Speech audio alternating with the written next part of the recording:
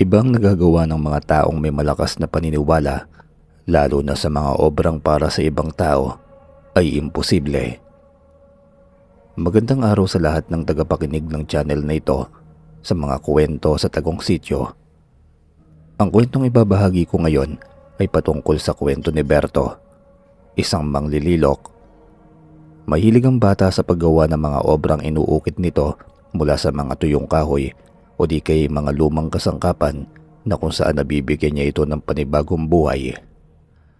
Mula pagkabata ni Berto ay sobrang nahumaling ito sa mga bagay na sa paningin ng iba ay basura pero para sa kanya ay mahalaga. Nakikita nito ang kagandahan sa isang luma at mga hindi pinapansing mga bagay. Para kasi sa kanya, natatangi ang mga kagamitang mula sa natural na disenyo ng kalikasan.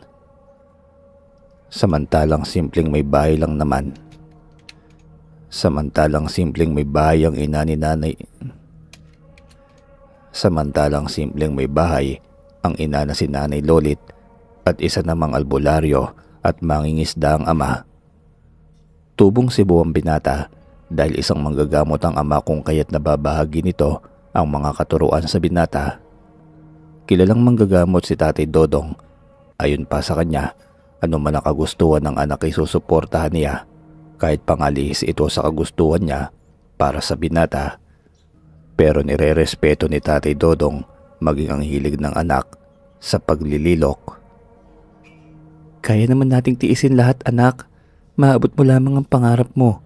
Nandito lang kami ng tatay mo at handang sumuporta sa iyo. Alam namin na mas mahalagang edukasyon. Saka ayaw ko naming matulad sa aming ganito lang. Ako ni hindi ako marunong magbasa. Ang kaso lang, bakit sa dinami-rami ng pwedeng gawin yan pang pag-uukit ang napili mo? Oo, maganda ang mga obra mo. Ang kaso'y, saan ka kaya dadalhin ng ganyang trabaho, anak? Tanong ng kanyang ina. Isa sa mga pinapasalamat ko po sa inyo na mataas po ang naging pagnanais niyong makapagtapos ako. Baon ko lahat ng karunungan na ibinabahagi niyo po sa akin, lalo na sa inyong mga magulang ko. Alam ko po na para sa iba, napakababa ng ganitong trabaho, pero pangakong pagbubutihan ko. Para sa susunod, kahit na hindi namang gamot o mangisda si tatay, sa inyo ko po naman ang kagalingan na ito. Kaya kung saan man po ako dalhin ng pangarap ko, asahan niyo pong kaisa kayo ni tatay. Ngunit batid ko din pong kinakailangan talaga ng baryo natin ang kagaya ni Tatay Dodong. At sana'y matuto na rin ako nang sa ganun, makaalalay din po ako sa inyo ni tatay. Maluhaluhang niyakap ni Nanay Lolit ang anak. Sa kabilang banda, kay Rami sa mga kabaryo nila ang kinakailangan ng tulong. Lalo pat hindi man lamang sila naaabutan ng mga programang pangkalusugan dahil may kalayuan sila sa lungsod. Liblib ang sityo kung kaya't umaasa lamang ang mga tao sa hilot o sa mga manggagamot na kagaya ni Tatay Dodong. Madalas pinipilahan talaga sila ng mga taga-sityo na walang kakayanan na magpakonsulta sa doktor, lalo pa ng mga hikaos talaga sa buhay. Taong 1993, kasagsagan noon ng sakit sa balat, bukol sa ulo ng mga kabataan na nagmula pa sa mga bakterya na dala ng hangin. Biglang nagkaroon ng pandemyang hindi nila matukoy kung saang nagmumula. Marami sa naging pasyente ni Tatay Dodong ay nagkasakit ng malubha. Meron pang bigla na lamang namamatay dahil sa kung anong sakit na dumapo. Hindi ko alam kung paano natin matutulungan lahat, Lolit. Maging ako'y natatakot sa posibleng mangyari. Kahit anong oras pwede rin isa sa atin ang magkaroon ng sakit o mahawahan. Sa nakikita ko parang isang sakit na kagaya ng naratay na manok. Pansin mo bang parang sumpa ng kung ano sa mga taong ito, Dodong? Parang nararamdaman ko ding hindi basta lamang manggagamot ang kailangan natin. Baka kailangan na din nating magtawag ng doktor. Sumpa? Sino naman pong gagawa ng ganun, Nay? Pero kung pagbabasihan natin ang mga naging pasyente ni tatay kahapon, parang nararamdaman ko mula ito sa mga kinakain o di kaya iniinom ng mga tao. May punto ka po dyan, Inay. Lalo pat parang hindi magiging mabisa ang gamutang kagaya ng ginagawa ni tatay. May punto ka naman din, anak. Kaya maging mapagmatsyag tayo Hindi natin alam kung sino-sino ang mga gumagawa nito. Huwag na muna kayong magkakain ng kung ano-anong mula sa palengke. Sa karamdam ko yan, anak. Marami sa mga taga-baryo natin na kailangan ng atensyon ng mga dalubhasa sa medisina. Ngunit paano at anong magagawa natin? Kung kahit yung simpleng misyong medikal ng lungsod ay hindi umaabot sa atin. Sa ganoong pag-uusap sila naabutan ng isa sa mga kapitbahay nila na naghihingi rin ng tulong. Ayon dito'y kailangan niyang mapatingnan ng anak na walang tigil sa pagsusuka. Hindi daw ito nakakain ng maayos, gawa ng lahat ng kinakain nito ay nilalabas lamang din ng bata. Magkasunod pa sila ng isa pang kapitbahay kung saan bitbit nito ang mga anak na nagkaroon ng mga butlig. Inalalayan ni Berto ang ama dahil batid nitong hindi kakayanin ng iisang tao lamang kung maramihan na ang nagpapagamot. Inutusan ng ama na manguha si Nanay Lolit ng mga halamang gamot na matatagpuan lamang sa kanilang bakuran. Ayon kay Tatay Dodong, kinakailangan nilang makahanap ng alternatibong medisina lalo pa sa mga nagsusuka. Bago pa man magsagawa ng pagsusuri si Tatay Dodong, nag-usal muna ito ng pamproteksyon, lalo pat ramdam niya ang mabigat na presensyang daladala ng isa sa mga pasyente niya. Anak, huwag ka munang lumapit sa kanila. Batid kong nakakahawang daladala nilang sakit. Sige na, alalayin mo muna ang nanay mo at ako nang bahala rito. Itay, paano pong nakakahawa nagsusuka lang naman yan? Siguro yung isang may bulutong ang tinutukoy po ninyo. Kukuha na lamang po ako ng kamuting kahoy. Yung kagaya po ng ginagawa nyo dati noong may bulutong din ako. Anak, mali ka muna at may papakuha ko sa iyo. Ang taas na talaga ng sambong. Naubos na kasi ang dahon sa baba. Halos araw-araw din kasi ako nangunguha. Saka kunan mo na rin ako ng dahon ng kawayan. Saka bayabas na rin. Samahan mo na ng guyabano. Gagawa tayo ng tsaa para sa mga nagsusuka. Tawag naman ni Nanay Lolit. Nay, parang laswa na po yung ilalaga nyo ha. Baka kailangan nyo na po ng gata. Bakit ang dami naman yan, inay? Di ba dati naman hindi naman ganyang kadami ang mga sangkap na ginagawa mo para sa panggagamot ng tatay? Oo anak, hindi nga ganito karami dati kasi hindi naman ganyang kalala ang mga nagpapagamot sa tatay mo. Abay ngayon halos lahat yata ng sakit ay dito na dinadala ng mga kababaryo natin. Mabisa pa rin ng mga alternatibong gamot anak, basta marunong lang ang gumagamit. Sa ganong sitwasyon ay may napagtanto si Berto.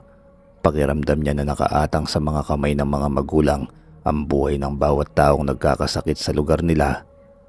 Pakiramdam ng bata, may kailangan din siyang gawin upang maalalayan ng ama't ina.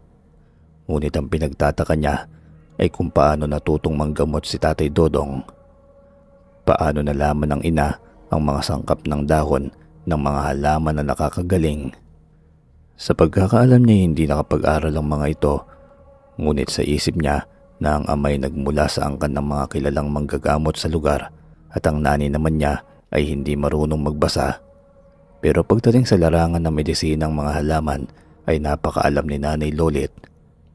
Sa ilang taon ng pagiging manggagamot ng ama, ngayon lamang napagtanto ni Berto na maging ang ina ay may kaalaman din. Mula pagkabata, kinamulatan ito ni Berto, ngunit hindi siya hinimok ng mga magulang na matuto sa kung ano man ang ginagawa nila. Samantalang inahayaan siyang maglayag sa kung ano man ang landas na gugustuhin niya. Ngunit mayroong realisasyon sa pagkatao ni Berto, lalo pa noong minsan niyang masilayan ang kakaibang galing ng mga magulang. Ninais niya ding matutunan kung ano man ang kakayahan na mayroon ng mga ito. Sa kabilang banda, abala lamang si Berto sa pangunguha ng mga daong iniutos ni Nanay Lolit. Nang bigla siyang matalisod sa animoy bato, nakausli ito malapit sa punong pinagkukuhanan niya ng mga dahon. Napangiwi pa ang binata dahil nakaramdam siya ng sobrang sakit sa biglaang pagkatalisod. Wala sa loob na dinampot ang nasabing bagay. Bato? Nako, baka mamaya pati si nanay matisod dito. Mabuti pang tanggalin ko na lamang ng hindi na. Akmang bubunutin niya ang nakausling animoy bato kung titignan, nang bigla siyang nakarinig ng mahinang boses. Isang maliit na batang humihingi ng tulong sa kanya. Nilingalinga niyang paligid para hanapin kung saan banda nanggagaling ang boses na yon. Ngunit nanlaki ang mga mata niya nang mapagtantong nasa mismong harapan ng gagaling ang tinig. Pakiusap, tulungan mo ko. Hirap na ako rito. Hindi ako makagalaw at hindi ako makaalis. Tulong. Sino yan? Sino ka man, wala akong panahon makipaglokohan sa iyo ha. Abay tulong, magpakita ka. Nasa harap mo lang ako. Dito nakatingala sa iyo. Nanlaki ang mga mata niya nang makitang nakatitig sa kanya ang isang nakausling ulo ng isang maliit na santo.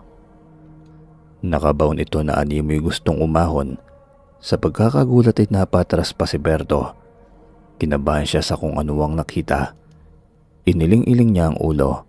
Iniisip niya kung namamalikmata ba siya o guni-guni ang nakikita. Kinurap-kurap pa ng binata ang mga mata, maging ang sarili kinurot. Naisip niya kasing baka bunga lamang ng imahinasyon niya ang lahat. Ngunit naluluha na ang kaharap. Pakiusap, tulungan mo ko. Huwag kang matakot at hindi ako nananakit. Nababaliw na ba ako? Abay nagsasalita ka nga ba? Diyos ko, ano itong nangyayari? Sandali at kukuha ko ng panghukay. Huwag kang gagalaw ha, sandali lang.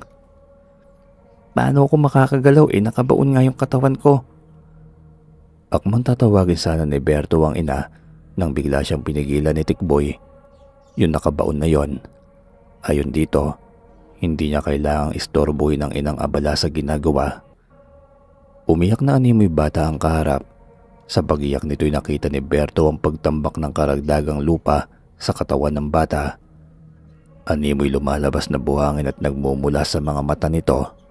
Dala ng pagkahabag, hinukay ito ng binata gamit lamang ang kamay. Hindi mawari ni Berto ang kakaibang pakiramdam, lalo pa nang biglang umiba ang ekspresyon ni Tikboy. Maraming salamat. Sa wakas may tumulong din sa akin. Biglang kumulog ng malakas. Napatingala ang binata nang mapansing nag-iipon ng ulap sa iisang pwesto. Ilang sandali pa nang tuluyan niyang makuwang santo nang bigla namang bumuhos ang malakas na ulan. Patakbong umuwi si Berto sa tahanan na hawak-hawak si Tikboy. Basang-basa ito't napahinto ng makasalubong ang inang nagtataka. Naligo ka ba anak? Pinakuwalan kita ng mga dahon. Abay bakit basang-basa ka? May hawak ka pang. Kilakas po ng ulan sa labas inay. Bigla na lang bumuhos. Napalingon si Berto para kumpirmahin ang sinasabi nang bigla siyang napaisip. Tirik na tirik ang araw na animoy wala namang kung anong ulan. Saka niwala ngang ulap. Magpapaliwanag pa sana siya nang bigla niyang naalala ang kanyang hawak-hawak. Akmang maghahayag ng nangyari ngunit napigil niya ang sarili. Bago magsalita tinignan niyang muli ang santong nahukay. Hindi niya maunawaan kung bakit parang iba ang kanyang nakikita. Anak, may sakit ka ba? Saka parang wala ka sa sarili. Ang sabi ko kumuha ka pa ng mga ibang dahon. Pero magpalit ka muna doon at basang-basa ka o. Bilisan mo na at kailangan na ng ama mo ng mga pinapalaga niya. Opo, sabi ko nga po. Pasensya na po kayo at saka na nga lang po. Sandali lang po ako nay at magbibihis lang po ako. Bit-bit ang santo. Inilapag niya na muna ito sa mesang nasa loob ng kwarto niya.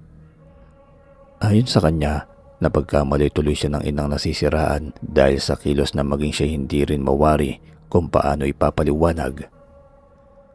Ilang sandali ang lumipas na makumpleto niya ang hinihingi ng ina.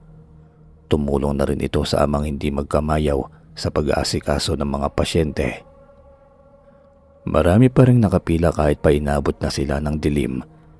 Isang may edad naman ang lumapit sa binata at nagtanong.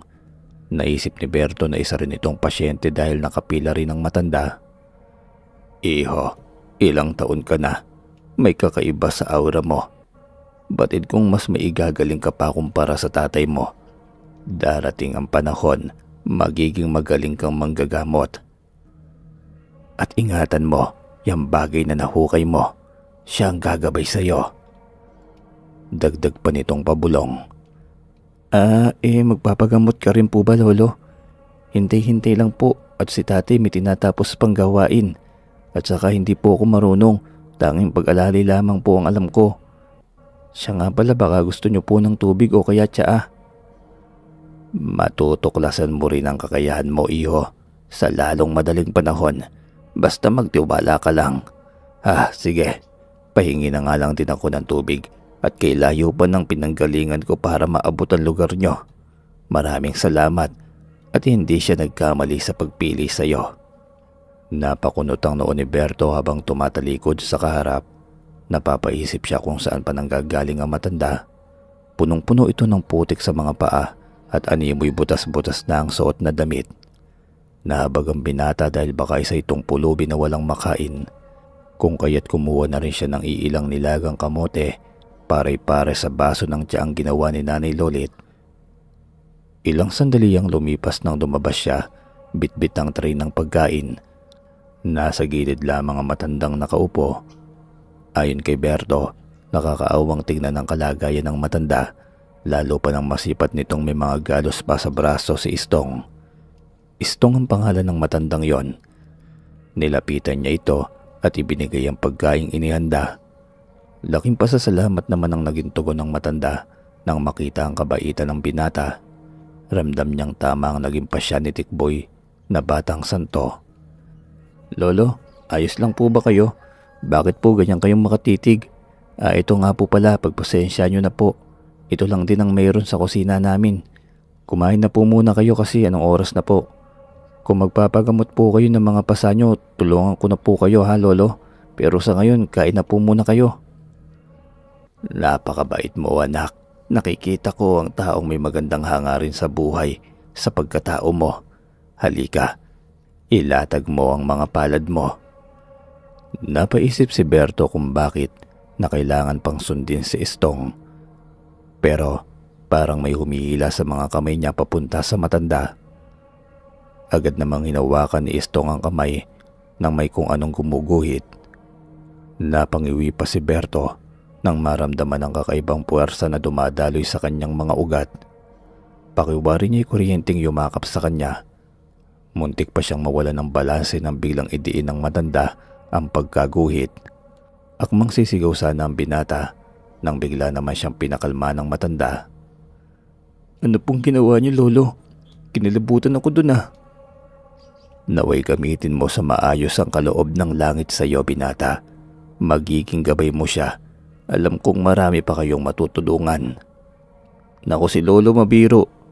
Ang mga magulang ko po kasi nakakatulong po sila sa tao pero ako, naku, ewan ko lang. Taga-alali lang naman po ako, Lolo. Saka alam mo na, may edad na rin ang nanay at tatay ko. Ikaw po, saan ka po pala uuwi? Taga dito ka po ba sa amin? Napatigil si Berto sa pagtatanong nang bigla siyang tinawag ng ama. Bago pa man ang lahat, iniayos na niya muna ang mga inihahanda para sa matanda.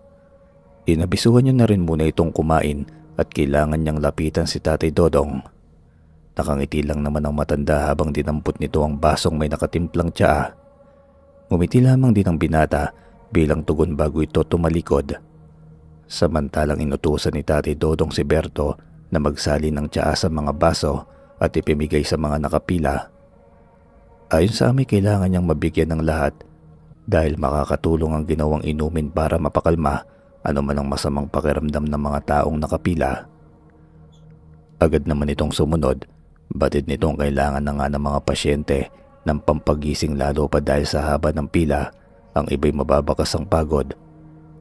Hindi lang sa tagal ng paghihintay, kundi maging sa mga karamdamang iniinda nila. Habang iniisa-isa ang mga nakapila, hindi maiwasan ng binatang magawi ang tingin sa pwesto kung saan nakaupo si Istong. Laking pagtataka nito nang hindi niya na makita ang matanda. Nilibot niya ang paningin sa paligid, sa lugar, ngunit ni anino ng matanda ay hindi naman niya makita. Dala ng kuryosidad, hindi niya maiwasan ang magtanong.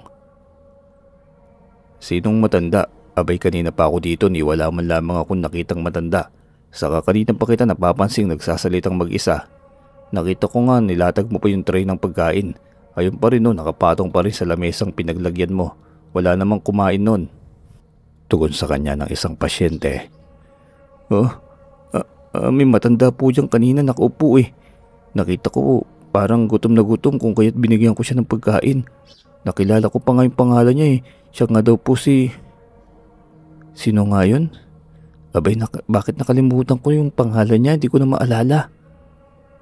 Kita mo na, hindi mo maalala no? Akala ko nga pasyente ka rin dito.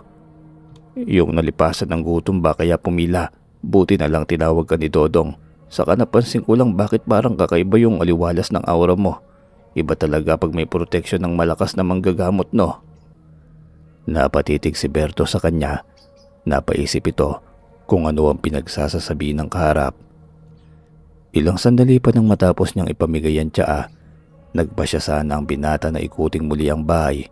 Hindi kasi makapaniwala patungkol sa matandang kanina lamang ay kaharap at kausap niya. Naiisip niya rin pwedeng nagkamali si Mang Andres o yung taong napagtanungan niya. Lalo pat maraming tao sa lugar. Pero kahit na anong gawin niyang paghahanap ay wala pa ring matagpo ang matanda. Maging ang iba pang nandoon ay tinanong niya na patungkol kay Istong pero ni Isay wala man lamang nakakakilala o nakakita sa matanda. Dala ng pagkadismay ay pumasok na lamang muna si Berto sa kusina para sana magkuwento kay Nanay Lolit pero ang hindi niya maintindihan, hindi niya mabigkas-bigkas ang pangalan ng matanda. Ayos ka lang ba anak? Parang may gusto kang sabihin na hindi mo masabi-sabi. Pagod ka na ba? Naghanda na ako ng hapunan. Hindi ko alam kung hanggang anong oras ang tatay mo tatanggap ng pasyente. Kahit ako'y pagod na rin sa lahat ng araw ng panggagamot ng itay mo, ngayong araw ang pinakamarami. Pero karamihan mga bata. Ayos lang po ako inay. May nais sana akong itanong sa inyo pero parang may pumipigil sa dila ko eh. Oo nga po, sobrang haba ng pila mula kanina. Pero ayun, binigyan ko na muna sila ng maiinom. Natigil sa pagsasalita si Berto nang marinig ang ingay sa labas. Nagkatinginan pa sila ni Nanay Lolit at halos sabay pang napatanong.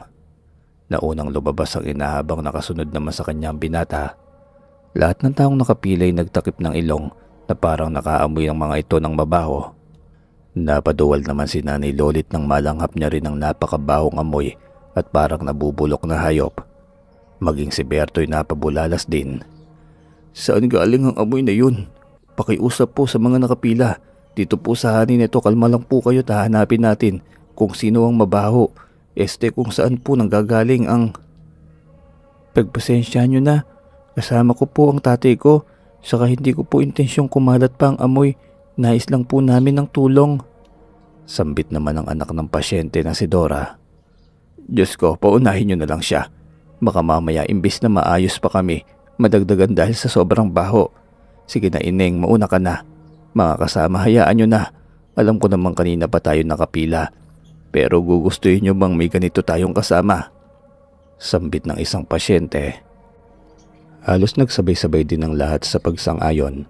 Nagpasalamat naman si Tatay Dodong dahil sa pagbigay ng espasyo para doon sa matandang naka-wheelchair na inaalalayan ito ng anak. Ayon sa dalagay halos maubos na ang pera nila sa paghahanap ng lunas sa sakit ng kanyang ama, ngunit hindi naman ito gumagaling. Mas lumalala pa raw ito noong misang pinahira ng gamot na nagmula pa sa mga doktor. Dagdag ba ng dalaga, kanser daw ang sakit ng kanyang ama pero hindi ito naniniwala. Maraming beses kasi itong nakakakita ng mga hindi may paliwanag na pangyayari mula pa noong nag-umpisang mamagana ang paa ni Tatay Juan. Habang nagsasalaysay ang dalaga sa harap ni Tatay Dodong, panay naman ang usal ng matanda. Ramdam niya ang kabigatan ng presensya na bumabalot sa mag-ama habang si Berto ay kumuha ng tubig na inumin para doon sa mga nakapila. Inasikaso na muna niya kasama si Nanay Lolit nang sa gayon ay hindi mabagot pa sa paghihintay ang mga ito. Maaari lamang po ang mga nakapila po rito. Kayo po sa kabilang hanay, bigyan po natin sila ng espasyo. Saka nay, magpausok ka na po muna ng kamangyan. Parang palala po ng palala yung masamang amoy. Kahit man lang sa kamangyan ay mabawasan ng masamang hangin sa bahay natin. Suwestyon ni Berto. Mabuti pa nga anak, kahit ako'y nasusuka pero talagang nakakaawa yung mag-ama. Kita mo parang pagod na pagod ang dalagita. Siguro matagal nang nagkasakit yung tatay niya kaya parang pati siya'y apektado. Siya nga pala anak, aanhin mo yung tubig. Kakabigay mo lang sa kanila ng tsaa. Oo nga po Nay, kawawa naman po. Ito po, baka may nauuhaw po. Inabutan na po ng gabi ang mga nakapila. Ang iba dyan talagang gutom na inay. Kahit man lang sana sa tubig ay makabahagi tayo. Napangiti si Nanay Lolit. Sa ganitong punto niya masasabing napalaki nila ng maayos ang anak. Kapareho niya na maalalahanin din si Berto at makikita sa galaw ng binata ang kagustuhan nitong makatulong hindi lamang sa mga magulang kundi maging sa mga nakapaligid sa kanila. Bitbit ni Berto ang pitsil na may lamang tubig nang bigla itong nakaramdam ng kakaibang init. Animoy may kung anong gumagabay sa kanya upang mabilis na ipamahagi ang tubig. Ang iilan ay uminom, ang iba naman ay nakontento sa baso ng tsaa. Minuto lamang ang nakalipas nang may biglang tumawa. Meron pa yung biglang napatayo at napabulalas na salamat daw sa Panginoon. Diyos ko, hindi na masakit ang tiyan ko. Magaling na ako. Salamat sa inyo. Umiiyak na sambit ng isang pasyente na tuwan-tuwa. Salamat, hulog kayo ng langit sa amin. Ayos na ang pakiramdam ko. Pinagaling ako ng tubig ni Berto. Sambit naman ng isa pang pasyente.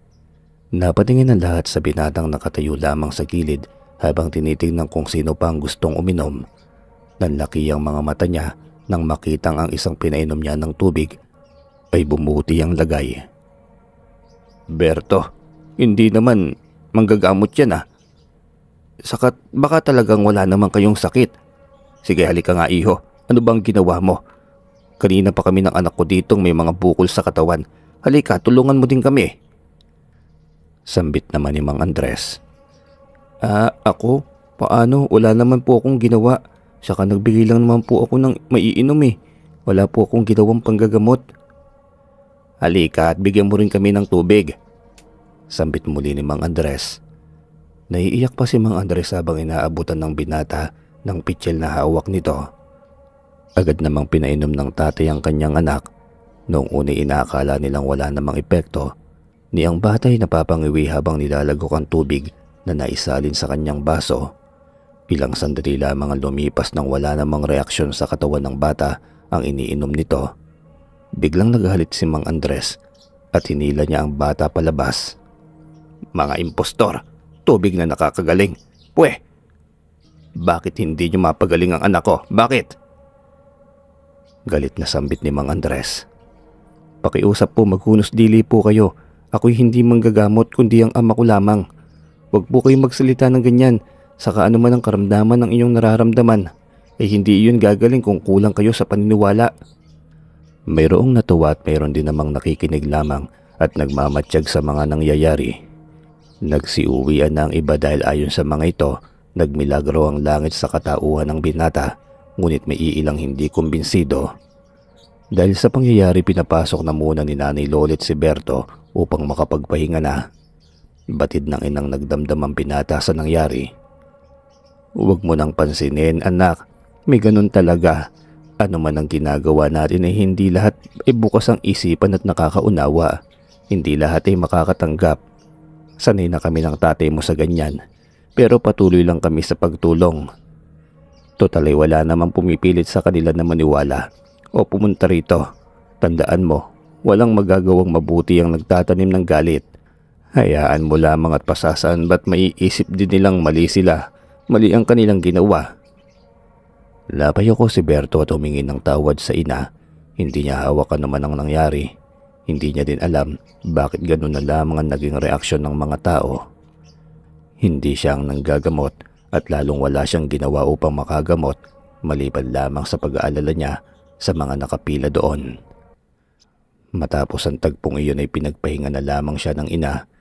Hindi na siya pinabalik pa doon para umalalay. Ayon kay Nanay Lolit, kaya niya nang asikasuhin ang mga iilang na iwan. Marami na din kasi ang nagsiuwian dahil sa naganap. Pumasok si Berto sa kwarto niya na may mabigat na pakiramdam pero hindi kaagad siya nagpahinga. Naalala niyang ipinatong sa lamesita ang santong nahukay noong umaga. Kumuha ang binata ng palangganang may tubig at nilinis ang santo. Habang nagpupunas ay hindi niya maiuwasang magkuwento. Naisalaysay niya sa kaharap ang nangyari hanggang sa matapos ang ginagawa.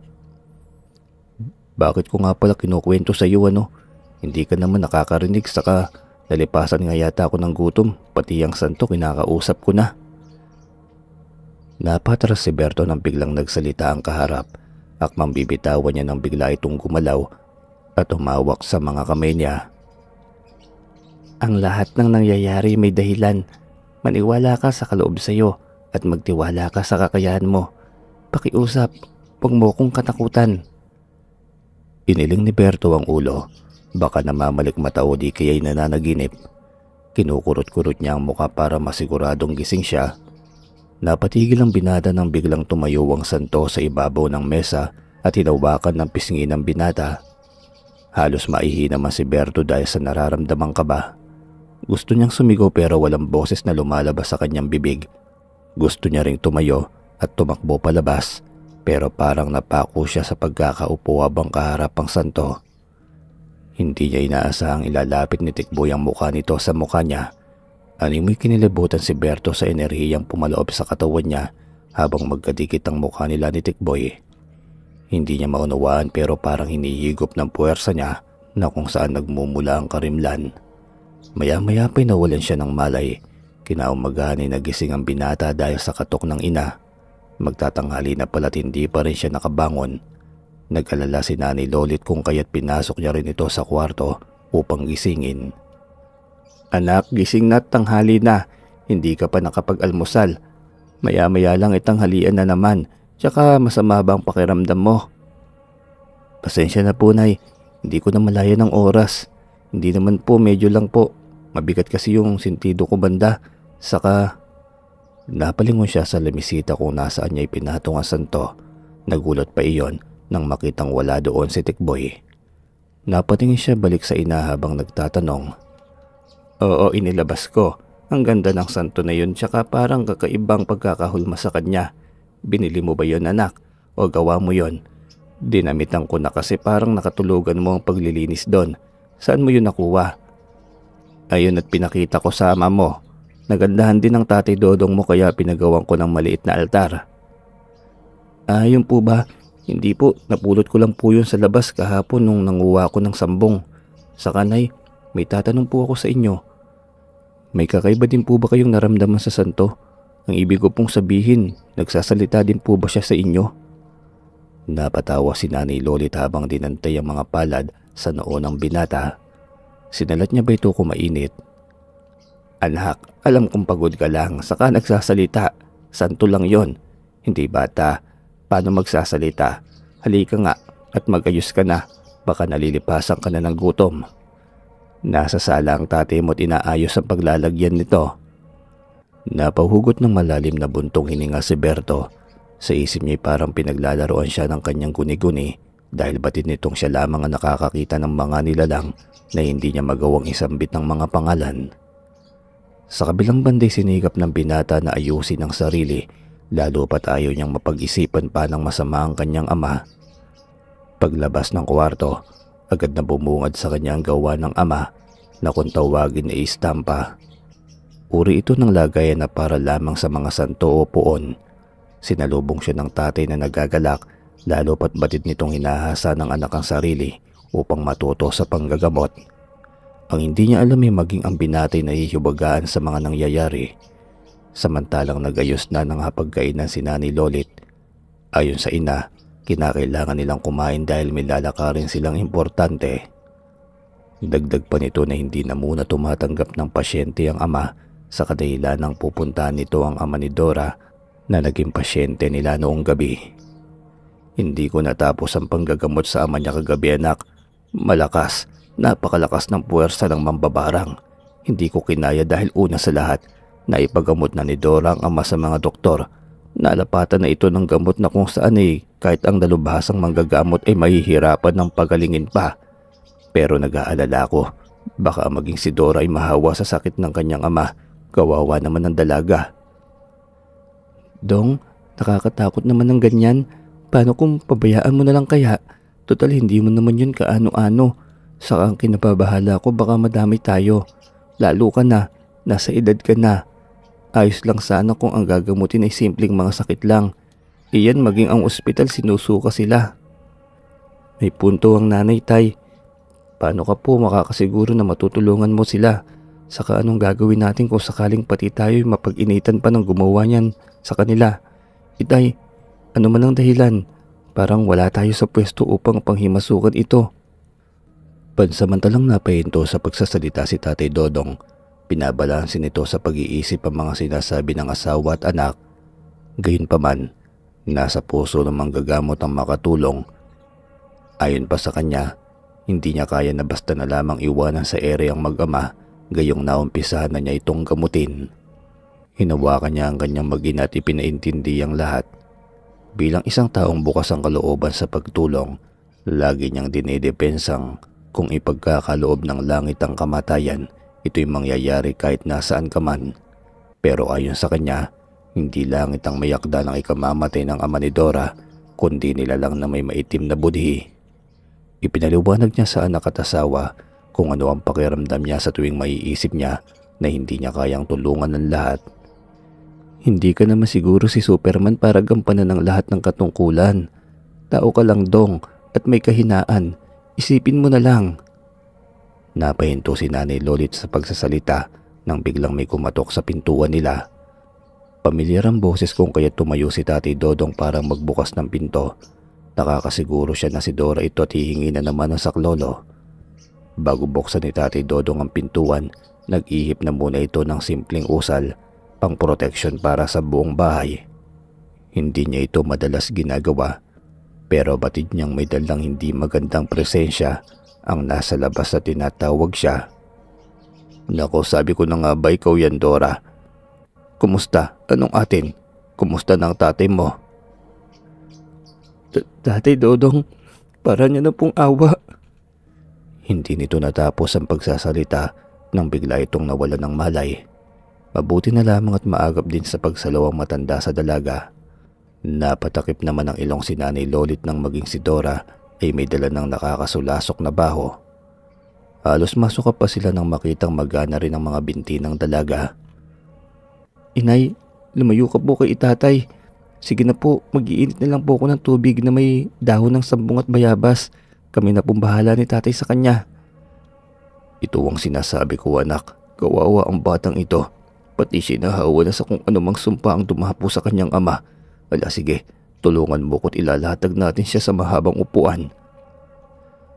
Agad na inayos ni Berto ang paglalatagan kay Dora. Namumutla ang dalaga at parang kalat na sa katawan nito ang mga bukol. Habang inaalalayan ni Berto si Tatay Dodong, merong batang kumalabit sa kanyang binti. Bigla siyang napatras nang makita ang kamay ng santo na may iniaabot sa kanya. Isang daon iyon na animoy galing sa kung anumang halaman. Tinitigan ng binata si Tikboy ng makahulugan. Alam niyang hindi iyon nakikita ng ama, kung kaya't hindi na siya nagsalita pa. Ngunit ang hindi niya alam, inoobserbahan ni Tatay Dodong ang kanyang mga kilos. Maya-maya pa'y lumabas si Nanay Lolit galing sa kusina at may dala itong palanggana ng tubig na mula sa pinagkuluan ng halamang gamot. Ayon dito'y kailangan muna nilang malinisan ng dalaga upang nang sa ganun ay hindi umalingasaw ang baho nitong amoy. Sinalubong naman ni Berto ang ina na animoy wala sa sarili. Pinabalik niya si Nanay Lolit sa kusina dahil ayon naman sa kanya nakakahawang sakit na dala ni Dora. Samantalang pasimple niyang nilagay ang dahon na mula kay Tikboy. Sa kabilang banda, hinayaan siya ng ama kung ano ang gagawin nito sa dalaga. Maging si Tatay Dodong ay nahihiwagaan sa mga kinikilos ng anak. Para masigurado ang iniisip, nagkunwari si Tatay Dodong na iihi, pero ang totoo'y kinakailangan niya lamang makumpirma ang kutob. Anak, sandali lang ha. Ihi na kasi ako. Babalik ako agad. Ikaw na munang bahala kay Dora. Sige lang po. Ako na pong bahala sa kanya. Tahimik lamang na gumilid si Tatay Dodong. Hindi niya magawang ikurap ang mga mata dahil sa pagkamangha sa anak. Hindi niya lubos sa kalaing nagagawa ni Berto ang bagay na buong buhay ni Tatay Dodong sa panggagamot ay noon lamang niya nakita. Itinaas ni Berto ang hintuturo na animoy eksperto sa larangan ng pagsusuri sa sakit ng pasyente. Animoy nag-uusal din ito dahil sa galaw ng mga bibig. Ilang sandali lang ang lumipas nang biglang ikinumpas ng binata ang kamay at may kung anong kinuha sa hangin. Hinaplas ng binata sa buong katawan ng dalaga gamit ang hintuturo habang may kung ano itong inaalis. Pinunasan din ni Berto ang mga bukol gamit ang tubig na nilagyan niya ng halamang nakakagamot. Hindi lamang sa gawing may mga sugat-sugat at bukol kung hindi buong katawan ng dalaga. Sa ganoong sitwasyon si Tatay Dodong ang lumabas. Patapos na sa ginagawa ang binata nang biglang umubo si Dora. Pakiwari ng dalaga ay may kung anong bumabara sa kanyang lalamunan. Inalalayan naman siya ni Berto at ama nitong mailabas ang kung anumang nagpapahirap sa kanyang paghinga. Minuto lamang ang nakalipas nang biglang maisukan ng dalaga ang tali-taling buhok. Mayroon pang maliliit na hibla na kung anumang halamang ugat. Nanlaki ang mga mata ni Dora nang maisukan niya rin ng animoy malaking alupihan. Napasuka din ito ng buo-buo pang mga dugo. Nag-iiyak si Dora sa takot, maging si Nanay Lolit ay napatakip na rin ng bibig dahil sa buong buhay niya. Noon lamang niya palang nasaksihan ang kakaibang gawa ng mambabarang. Huwag ka matakot, gagaling ka na. Sa ngalan ng Ama na nagbigay ng kalakasan sa amin, ipinagkakaloob po namin sa inyo ang aming lubos na pasasalamat. Anak, napahanga mo ako. Hindi ko man naituro sa iyo ang mga bagay na dapat mong matutunan, pero gumawa ng daan ng langit. Nasa dugo natin, anak, ang pagiging manggagamot at ginabayan ka ng Diyos Ama para makita ang landas na para sa iyo. Diyos ko, ano bang pinagsasasabi mo, Dodong? At bakit parang si Berto ang gumamat kay Dora at hindi ikaw? Mahabang litanya, Lolit. Sa ngayon, alalayan na muna natin si Dora. Hindi siya basta lamang uuwi sa bahay nila. Batid kong may nagbabadyang kapahamakan sa batang ito. Iha, ano ba talaga ang nangyari? Ipaliwanag mo sa amin nang sa gayon ay alam namin kung paano ka matutulungan. Napahugulgol ang dalaga, maging ito'y walang alam sa mga totoong nangyayari. Tanging ang ama niya lamang ang nakakaalam kung paano humantong sa ganitong kalala ang kanilang sitwasyon. Inilatag niya ang kaunti niyang nalalaman patungkol sa nangyari. Ayon sa kanya, ang lupang kinatitirikan ng kanyang pamamahay ay nabili ng isang negosyante. Dagdag pa niya, hindi pumayag ang ama dahil sa nasabing bahay na minana pa nito sa kanyang yumaong lolo. Napaisip naman si Tatay Dodong kung kaano-ano ba nila ang negosyante. Batid kasi ng manggagamot na hindi tatalabang kung anumang sumpa kung ito'y kulang sa sangkap. Hindi lamang bastang salita o ritual ang ginagawa ng mambabarang, kundi ito'y may kalakip na hugot sa kalooban ng puso. Dagdag pa niya na hindi ito tatalab ng ganoong katindi kung wala ding ginagawang masama ang ama ni Dora. Dahil hindi alam ang buong kwento, minabuti na lamang muna na pagpahingahin ng dalaga. Ayon naman kasi kay Berto ay kinakailangan niya ng lakas ng sagayon, ano man ang kakaharaping pagsubok na darating, sa araw ay may panlaban ito. Hapon na mapagpasya ng magamang magpahinga sa labas ng tahanan nila. May maliit na kubo kung saan masarap tambayan. Kasama si Dora habang hindi pa rin makapaniwala na magaling na. Kanina lang halos hindi ka na makagalaw, pero ngayon tignan mo, parang pinahid lamang ang sumpang kumalas sa katawan mo, Dora. Tunay ngang kay buti ng Diyos. Sambit ni Nanay Lolit. Oo nga po, Nanay Lolit. Maraming salamat po sa inyo, lalo ka na, Berto. Pero hindi tuluyan ang kaligayahan, lalo pat naiisip ko pa rin kung ano ang gagawin ko. Ramdam ko na may pag-asa pa para gumaling sana si tatay, pero pinapanalangin ko, bigyan niyo ang ama ko ng lakas para malabanan ng sakit. Magtiwala ka lang, Dora. Maya-maya'y uuwi tayo sa inyo. Pero kailangan nating maganda ng kaunti, lalo pat hindi natin alam kung sino ang kalaban. Matutukoy din natin yan, Itay, at sisiguraduhin natin na magbabayad siya sa kung ano man ang ginawa niya. Ilang sandali ang lumipas nang biglang may dumating, si Andres kasama ang iilang kabaryo, kasama ang anak na pinainom ng tubig mula kay Berto. Nagsisigaw ito ng pasasalamat. Maging ang mga kasamahan na bumuti ang lagay matapos makainom ng tubig mula sa binata. Niyakap ni Andres si Berto at halos lumuhod pa ito dahil naghihingi ng pasensya sa mga nagawa. Andres, tama na yung pasasalamat. Kay buti ng Diyos dahil sa isang milagrong isinaboy niya gamit ang aking anak. Sambit naman ni Nanay Lolit. Ano man ang nangyari, kalimutan na lang natin. At saka maayos na rin naman kayo, hindi ba? May mga problema pa rin ba kayong idudulog Kasi kung wala na pwede na kayong magsiuwi at maglinis ng inyong mga tahanan. Minsan hindi lang kasi nakukuha ang mga sakit sa kung anong elemento. Madalas din itong nasa kapaligiran natin kapag hindi maayos o malinis. Napangiti ang lahat at nangako maglilinis ng lugar, lalo na ng mga tahanan ng mga ito. Samantalang nag-ayos na ng dadalhin ng mag-ama. Ipinaganda din sila ni Nanay Lolit ng mga halamang gamot na maaari nilang magamit.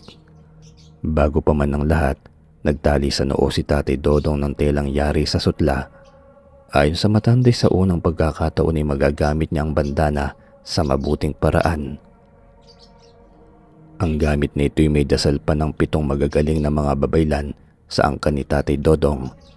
Kaya hindi na siya nagtataka kung bakit mabilis ang pagkakatuto ni Berto sa panggagamot dahil ayon din sa ama, hindi lamang basta natututunan ng panggagamot kundi ito'y nananalitay din sa dugo ng isang tao. Maging ang dalaga nilagyan na rin ng pangontra nang sa ganon, ano man ang madatnan sa tahanan nito, hindi na kagad pang mahahawa dahil may pangdepensa. Hapon na ng mga oras na yon, bago pa sila umalis ay nag-alin ng simpleng dasal si Nanay Lolit. Si Berto'y lumapit sa istampa ng santo at wala sa loob na lumuhod habang nakakasambit ng mga kataga na hindi niya rin alam kung saan nanggagaling. Mag-iingat kayong dalawa, lalo ka na Berto. Ano man ang mangyayari ay huwag mong kalimutan na manalig. Halika na anak at isot mo ito. Gawa nga pala ito ng lola mo kaya pagkaingatan mo ha. Rosario, parang napakaganda po ng pagkakagawa nito, Nay. Maraming salamat. Alam ko pong hindi niya ako pababayaan. Pangako uuwi kami ni Tatay na ligtas. Nakatingin si Berto sa santo habang naglilitanya sa ina. Ang kaharap ni Berto ay ang batang naglilikot, samantalang ang nakikita ng mga magulang ay ang nakatayo lamang na santo sa ibabaw ng estampa. Maya-maya pa'y bigla itong humawak sa binata sabay ng pagtawa. Ramdam ni Berto ang kakaibang init ng enerhiya na nagmumula sa mga palad ng bata. Animoy kuryenteng dumadaloy sa ugat niya. Lumipas ang ilang sandali nang umalis sila, bawod ang mga pag-asang matutulungan nila si Tatay Juan na ama ni Dora. May kalayuan ng lugar kung kaya't hindi maiwasan ni Berto ang magtaka kung paano na kaya ni Dora ang maglakad, maging ang dinaraanan nila ay masukal. Sigurado ka ba, Dora, sa dinaraanan natin? Parang palabas na ito ng sityo at... Huwag po kayo mag-alala, malapit na po tayo. Saka opo, medyo labas na po ito kung kaya't marami po talaga ang nagnanais na mabili ang lugar namin, lalo pat may mga nilalang na gusto'y malayo sa kabiasnan. Napapaisip si Berto pero si Tatay Dodong ay nakumpirma na hindi lamang barang ang ginawa sa tatay ni Dora. Naiisip niya marahil asubang ang mga lahi ng mga ito kung kaya't pinipili ang malayo sa mga kabahayan. Ngunit nagkibit balikat lamang si Tatay Dodong habang nakikiramdam. Ilang sandali pa nang marating nila ang isang bahay na bagaman ay may kalumaan pero mababakas dito ang tibay at kagandahan, lalo pat napalibutan ito ng nagsisilakihang mga puno. Nakaramdam si Tatay Dodong ng pagbigat ng presensya sa paligid. 2 dipa ang pagitan magmula sa kanilang kinatatayuan. Ang bahay ay ni walang kapitbahay. Nasa bungad pa lamang ng pinto at nang biglang may namataan si Tatay Dodong na anino papasok sa mga nakapalibot na malalaking puno. Tara po, pasok po kayo. Nasa kwarto niyo lang po si Tatay kasama si Tia Ason, yung taga-alaga po ng lugar. Tinutulungan niya rin po kami ni Tatay sa lahat. Sandali lang, Berto. Anak, hinay-hinay at may nakapalibot sa atin. Dora, ihanda mo ng sarili mo dahil may kutob akong hindi basta lamang binarang ang iyong ama. Presensya ng aswang ang nararamdaman ko kaya't kailangan nating maging alerto. Aswang, Tay? Dito mismo sa bahay? Diba? Biglang kinalabit ni Tikboy si Berto. Nilagay ng bata ang daliri sa bibig, indikasyon na pinapatahimik niya ang binata. Itinaas din nito ang mga kamay na para bang gusto nitong magpakarga sa binata. Nakuha naman ni Berto ang ibig sabihin ng gabay kung kaya wala sa loob niyang kinarga ito at isinampa sa mga balikat. Samantalang kumunot naman ang noo ni Dora dahil sa wala naman itong nakikitang kasama ng binata pero umaakto itong may pinapasan. Ayos ka lang? Parang kay bigat ng daladala mo pero invisible. Tatay Dodong, tara na po. At para makapagpahinga na din po kayo ng konti. Magdidilim na. Delikado po ang lugar lalo pa kung palubog na ang araw. Ramdam ko nga. At Dora, may kakaiba sa bahay nyo. Mabigat na aura lalo na mula rito. Napahinto sa pagsasalita si Tatay Dodong nang biglang lumabas si Tia Ason. Nakangiti ito at pinati silang tatlo. Napatingin si Berto sa matandang babae habang papasok sila ng bahay. Nakaramdam ng init ang mag-ama. Animi wala man lamang hangin na pumapasok sa loob.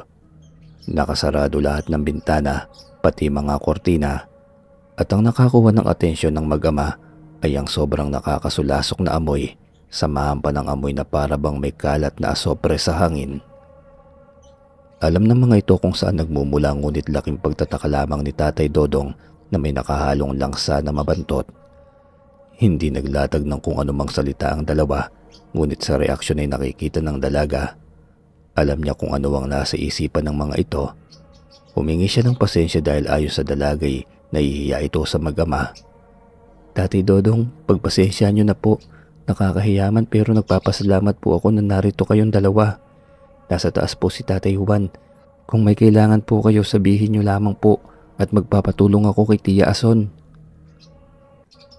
Aswang ang nakatira sa bahay mo, Dora. Nakakasigurado ako. Isa siya sa dahilan kung bakit nagkakasakit ang ama mo. Ha? Sino, Berto? Hindi pa sigurado, iha. Pero sa lakas ng amoy niya, anak, paano mo nasabi? Naramdaman mo rin ba? Napayuko lamang si Berto habang nakikiramdam. Alam niyang nakikinig ang matandang babae sa hindi kalayuan sa kinauupuan nila. Pinakuha nila si Dora ng palangganang may tubig at kandilang itim. Ayon sa binati, magsasagawa sila ng pagtatawas. Pero sa kabilang banda, hindi iyon ang gustong mangyari ni Berto. Ito'y patibong lamang sa paghihinalang isang aswang na kung tawagin ay kuyog hangin, na nasa loob ng tahanan nila Dora. Hindi direktang inihayag ng binata ang nais, pero maging ang ama, nababasa ang balak ng anak. Ramdam nito na kinakailangan nilang magsagawa ng plano. Berto, walang itim. Saka ito lang ang meron, maliit na kandila. Tatanungin ko sana si Tia Ason pero hindi ko na makita kung nasaan siya. Sige, ayos lang. Halika't mag-iikot tayo. Tay, akyatin mo na po muna si Tatay Juan sa taas at kami ni Dora may gagawin din. Hindi natin siya hayaang makatakas. Umakyat na sa taas si Tatay Dodong, samantalang ang dalaway bitbit ang palangganang may tubig at sinindihan isa-isa ang mga kandila. Nagsagawa ang binata ng kabuuang paglilinis ng aura sa loob at labas ng tahanan. Ayon kasi kay Berto ay kailangan nilang kalasin ng mga orasyon na ibinaon ng asubang. Dagdag pa niya na pwede itong makahawa sa sino mang mapapadpad sa lugar nila kung hahayaan lamang. Sa kanilang paglilibot doon lamang nakita ni Dora na ang paligid ng bahay nila ay halos naging tambakan na ng mga buto nang hindi niya matukoy ng mga hayop. Nanlaki pa ang kanyang mga mata nang tumambad sa harapan niya ang pira-pirasong laman loob at animoy bago lamang iyon dahil sariwa pang mga pulang likidong nakakalat sa lugar. Nataranta ang dalaga dahil sa takot na lumukob sa kanyang sistema, pero sinikap ni Berto na pakalmahin si Dora. Hindi nga ako nagkamali, kaya Dora, ihanda mo ang sarili mo dahil nakatitiyak ako na ang bigla ang pagkawala ng Tia Ason mo, siguradong naghahanda na rin yon. Hindi talaga ako makapaniwala sa nangyayari. Bata pa lamang ako eh. Siya na ang kasama namin ni tatay pero paano? At ano ang nangyari? Berto, naguguluhan ako. Posibleng hindi siya ang Tia Ason mo. Ang mga kuyog hangin ay may kakayahang manggaya. Kaya rin nilang manlinlang nang bibiktimahin. Pero sa kaso niyo'y pakiramdam ko, may kaugnayan ng asubang na iyan sa ama mo kung bakit nagawa pa niyang buhayin kayo sa kabila ng lahat. Kung kasama niyo siya sa tahanan, sana noon pa kayo kinatay. Pero mas pinili niyang unti-untiin bago kayo tudasin.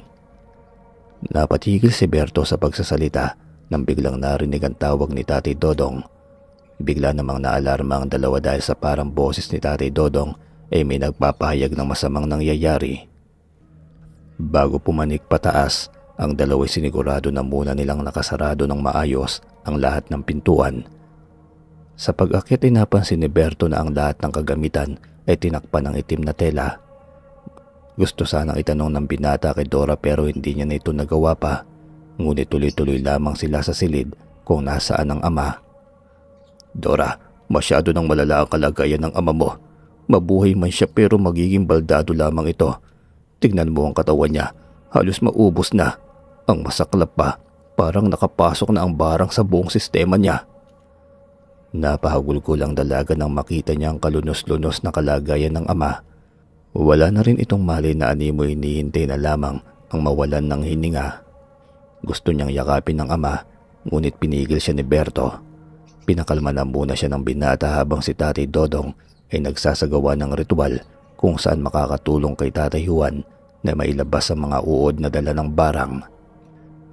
Ito na lamang ang tangi nating magagawa para kahit paano maibsan ng kung anumang sakit na pinagdaraanan ng tatay mo, Dora. Hindi man natin maibalik sa wisyo si Juan, sisigurduhin naman nating makakaganti ka, Dora. Naawa po ako sa aking ama, Tatay Dodong. Ilang buwan na din siya pinahirapan ng kanyang pakiramdam. Gayon pa man, kahit masakit para sa akin, dahil siya na lamang ang naiwan sa pamilya ko, tatanggapin ko para makapagpahinga na rin ng aking ama. Tay, kung naririnig mo po ako, ayos lang ako. Huwag mo na po akong alalahanin. Napayakap ang dalaga kay Berto, dala ng kabigatan at sama ng loob na napasigaw pa ang dalaga. Sa pagpapatuloy ng kwento, hinayaan na muna ng mag-ama na umiyak si Dora. Gumilid ang dalawa at nanalangin sa harap ng nakaratay na ama ng dalaga. Tinanais din ng mga itong maalalayan ng dalaga sa pamamagitan ng pagdarasal na mapanatag ang pagkalas ng kaluluwa sa sumpa ni Tatay Juan. Makalipas ang ilang minuto nang makarinig sila ng mga pagkalabog at nagkatinginan ng tatlo nang makarinig sila ng pag-aangil. Meron pang animoy na uubusan ng hininga na parang humahangos. Tatay Dodong, ano yun? Diyos ko, bakit nangyayari ito sa amin? Wala naman kaming ginagawang kasalanan sa kahit na sino man. At paano sila nakaabot dito sa lugar namin? Hindi niya tayo kaya, kung kaya't nagtawag siya ng mga makakasama. Nakakasiguro ako, hinihintay lamang ng damuhong mamatay ang ama mo. Yan ang hindi natin papayagan. May kalalagyan ng mga aswang na yan pag pinilit nila ang kanilang kagustuhan. Nandito lang kami, Dora. Kami ang magsisilbing gwardiya mo ngayong gabi. Subukan nilang pumasok kahit na humakbang lamang palapit. Segunda naman ni Berto. Napatingin si Dora sa binata na sobrang seryoso ang pagmumuka.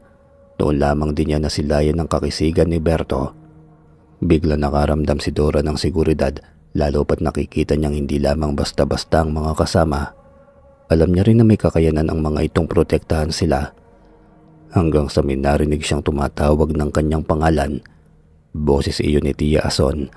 Akmang bubuksan ni Dora ang pinto nang bigla siyang pigilan ni Tatay Dodong. Ayon dito, isa lamang iyong patibong ng kuyog hangin. Gagawin ito ang lahat para lamang may sakatuparan ng mga plano.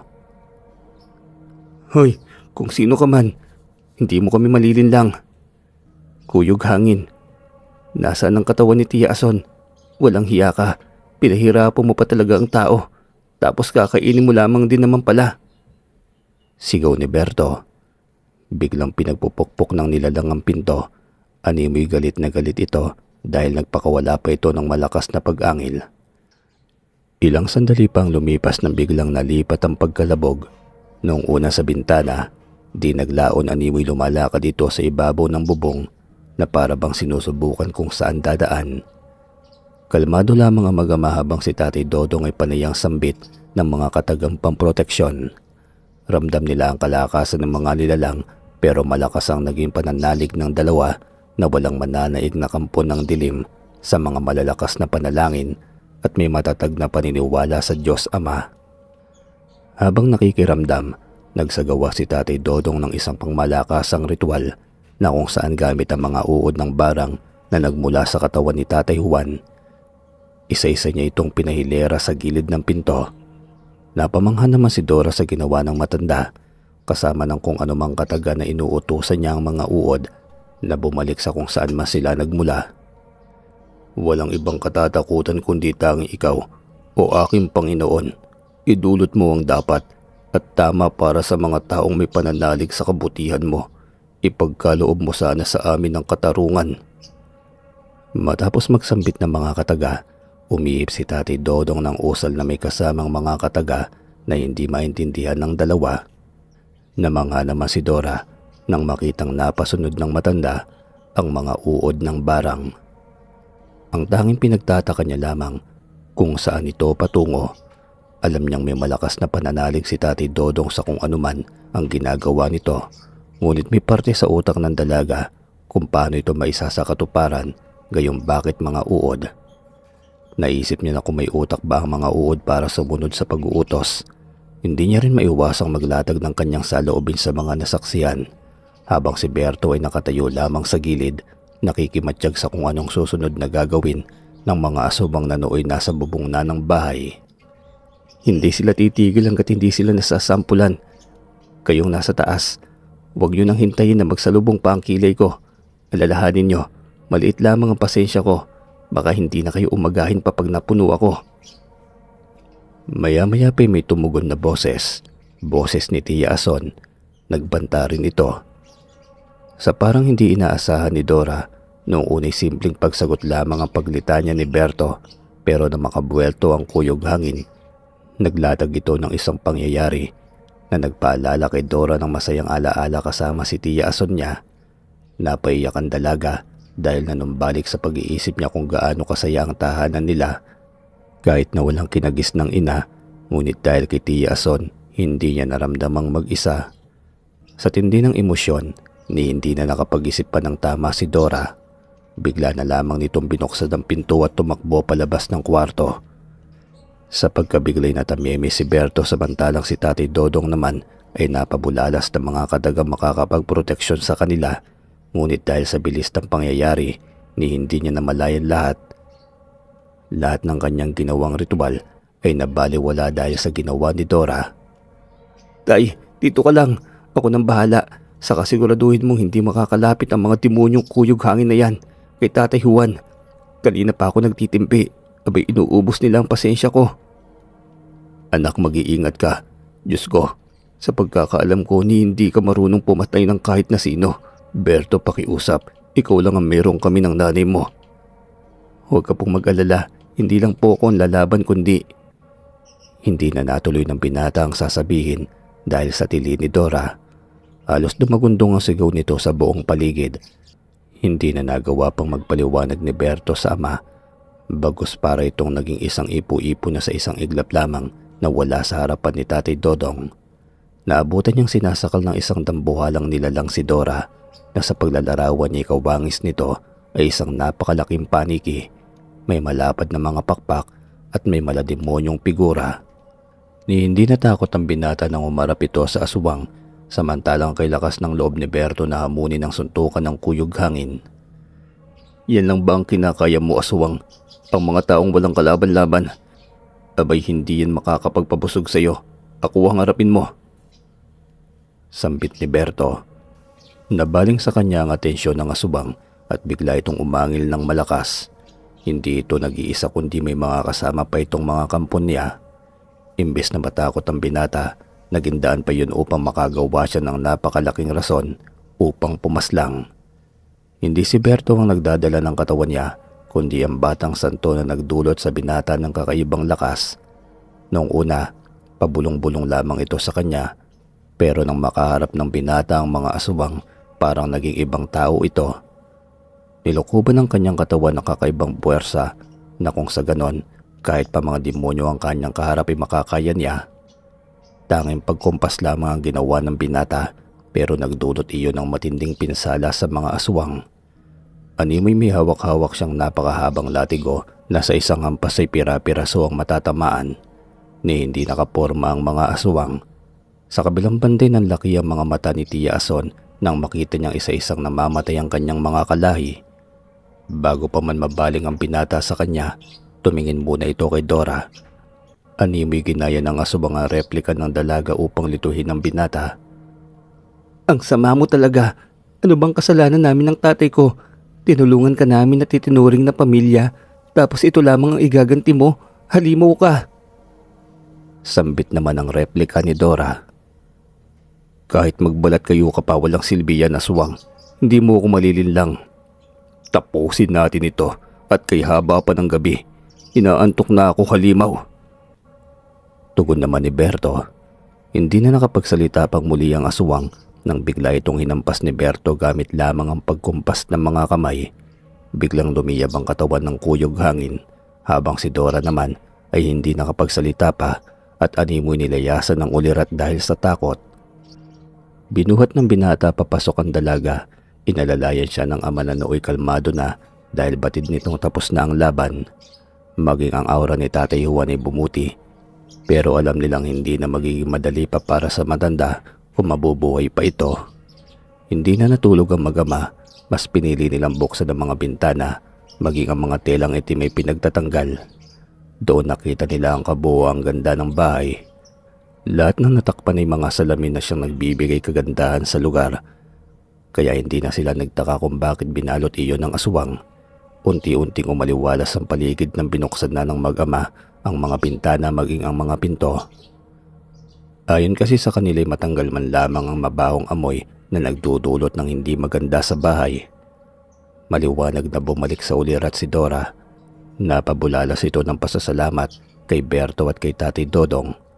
Maging ang dalagay hindi makapaniwala sa mga nangyari. Noong araw na yun ay nagtawag ng iba pang tao si Dora at nagpatulong upang malinisan ng lugar. Lahat ng mga kagamitang magpapaalala sa malagim na sinapit ng Tatay Juan at ni Dora ay pinasunog ni Tatay Dodong. Ayon pa sa manggagamot, kinakailangan matanggal anuman ang nagdulot ng kahirapan sa mag-ama.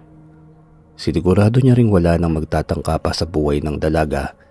Ilang araw ang makalipas nang pumutok ang balita sa kabilang sityo patungkol sa isang babaeng nakaranas ng kagayang sakit kay Tatay Juan. Ayon sa kwento ay bigla na lamang doon namatay ang babae nang hindi man lamang nakapagpagamot. Umabot ang balita kay Tatay Dodong dahil may sabi-sabing dapat daw ipagamot sa kanya. Batid ng matanda na siya ang dahilan kung bakit namatay ang matandang babae. Alam niya na yun ang nagsagawa ng barang sa tatay ni Dora.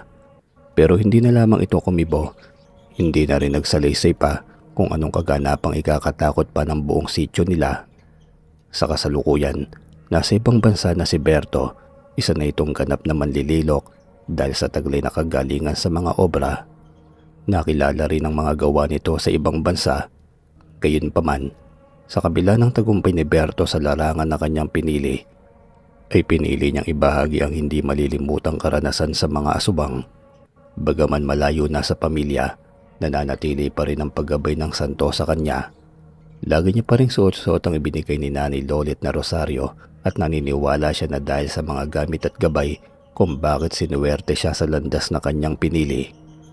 Magpasa hanggang ngayon, saksing buhay si Dora sa lahat ng kaganapang maging ang dalaga ay hindi kayang ipaliwanag. Namatay si Tatay Juan na hindi man lamang na ipaliwanag kay Dora ang istorya sa likod ng lahat. Binaon ng ama hanggang sa libingan ng istoryang ayaw na ring balikan pa ni Dora. Nananatili ito sa lugar at paminsan-minsan ay napapasyal pa ito sa bahay ni Tatay Dodong. Masasabing hindi totoo ang mga kwentong kagaya nito pero para sa nagbahagi, hindi mo mauunawaan kung ito'y kwento lamang. Pero kung bukas ang iyong isipan, baka sakaling mapagkukuhanan mo pa ito ng aral. Hanggang dito na lamang po ang kwento. Maraming salamat po sa inyo